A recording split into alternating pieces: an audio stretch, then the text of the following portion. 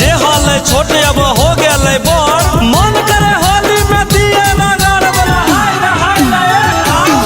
हमारा हाली नहीं ना मालिक गे जवानी के बने दे मालिक गे हाली नहीं ना मालिक गे जवानी के बने दे मालिक गे हमारा हाली नहीं ना मालिक गे जवानी के बने दे मालिक गे हाली नहीं ना मालिक गे जवानी के बने दे मालिक गे बच्चा समझ के अब न छोड़ब हो अब न गे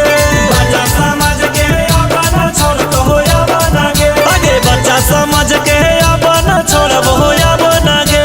बच्चा समझ के अब न छोड़ब हो अब न गे हिलावे दे भीतर डालिक के जवानी के बने दे मालिक गे हिलावे दे भीतर डालिक के जवानी के बने दे मालिक गे हमारा हाली नहीं ना मालिक गे जवानी के बने दे मालिक गे हमारा हाली नहीं ना मालिक गे जवानी के बने दे मालिक गे जोगिरा भाई बा तोरा देखी के डोले हमर मन तोरा देखी के डोले हमर मन ऐसे देखावे न छोड़ी जवान कुछु के छौड़ी न देबोगे कमी तोने कमी गे तोने कमी एक साल में बन जेबी मम्मी गे बन जेबी मम्मी सरारा